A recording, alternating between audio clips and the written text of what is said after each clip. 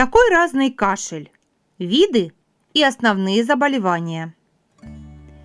Кашель – это защитный рефлекс, который обеспечивает очищение дыхательных путей от микробов, пыли, инородных предметов и избытка слизи. Спровоцировать неприятный симптом могут не только бронхолегочные патологии, но и болезни желудочно-кишечного тракта и даже нервные расстройства.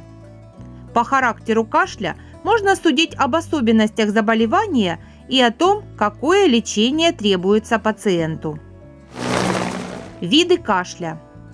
Классифицировать кашель можно по-разному. Например, по времени возникновения он бывает утренним, дневным или ночным. А по длительности течения – острым, проходит в течение 1-4 недель, затяжным, длится от 1 до 3 месяцев, и хроническим, продолжается более 3 месяцев. Показательным признаком для врача является отсутствие или наличие у пациента мокроты. С этой точки зрения кашель подразделяют на сухой – непродуктивный и влажный – продуктивный. В первом случае мокрота не образуется совсем или выделяется в очень малых количествах. Такой кашель вызывает неприятное чувство соднения в горле, боли в области грудной клетки и верхней части живота, иногда рвоту. О влажном кашле говорят, когда появляется мокрота. Приступы прекращаются после откашливания слизи и возобновляются снова при ее скоплении в дыхательных путях. Возможные причины сухого кашля. ОРВИ.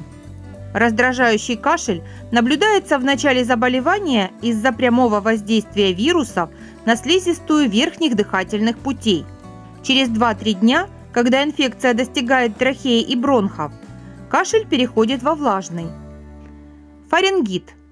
Воспаление слизистой глотки. Характеризуется першением и умеренной болью в горле. У некоторых пациентов может отмечаться незначительное повышение температуры. Кашель возникает уже в первые дни болезни. Синусит. Воспаление около носовых пазух. Появление кашля обусловлено тем, что слизь стекает по задней стенке глотки и вызывает раздражение кашлевых рецепторов. Ларингит. Воспаляется слизистая гортани. Кашель при ларингите лающий, надсадный. Острый трахеит или бронхит. Воспаляются слизистые трахеи или бронхов. При чистом трахеите кашель имеет характерный металлический оттенок. При бронхите он глубокий, болезненный. Попадание инородного тела в дыхательные пути. Характеризуется внезапным приступом кашля, который сопровождается одышкой и посинением кожных покровов. Прием некоторых лекарственных препаратов, например, ингибиторов АПФ, ЭНАПа, ринитека или бета-адреноблокаторов, атенолола, конкора. Эти средства назначаются больным с артериальной гипертонией и аритмией. Рефлюкс-эзофагит. Под этим термином понимают забрасывание желудочного сока в пищевод. У больного при этом возникает ощущение изжоги. В ночное время, когда пациент долго находится в горизонтальном положении, кислая субстанция достигает глотки, вызывая раздражение кашлевых рецепторов. Ложный круп. Это детская патология, которая характеризуется воспалением гортани и сужением ее просвета. Кашель при ложном крупе лающий, приступообразный, с одышкой. Коклюш. Размножаясь в нервных тканях, коклюшная палочка воздействует непосредственно на кашлевой центр в продолговатом мозге. Пациенты кашляют в ответ на любой раздражитель. Громкий звук, яркий свет, эмоциональные переживания. Приступы могут сопровождаться рвотой или остановкой дыхания. Сердечная недостаточность. При этом недуге нарушается процесс кровообращения. Застаиваясь в легких, кровь провоцирует появление сухого кашля. Приступы учащаются в лежачем положении. Плеврит.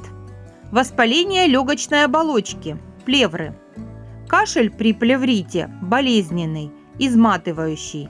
Ему нередко сопутствуют боли в правом боку. Опухоли легкого. Кашель в этом случае хронический. Одновременно у пациента наблюдаются потеря веса, слабость, возможно, осиплость голоса. Психогенные расстройства. Стрессы, нервное напряжение могут вызвать повышение тонуса шейных мышц и, как следствие, появление болей в горле и кашель. Приступы чаще возникают по утрам или вечерам.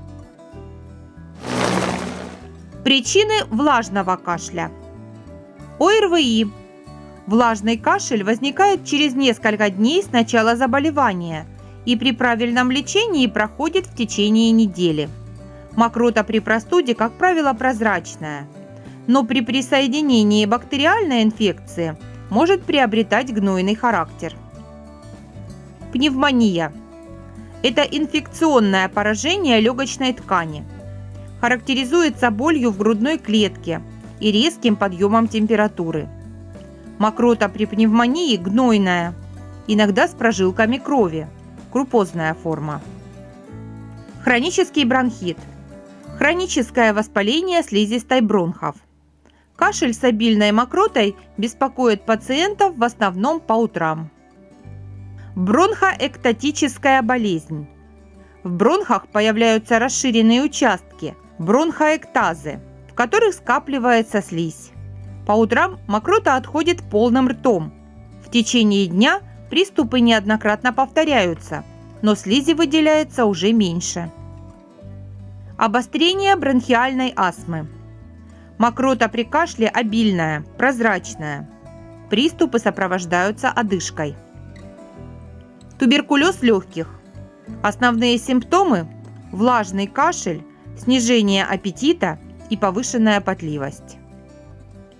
Передача подготовлена для портала Отоларинголог otolaryngologist.ru. Подписывайтесь на наш канал и будьте здоровы!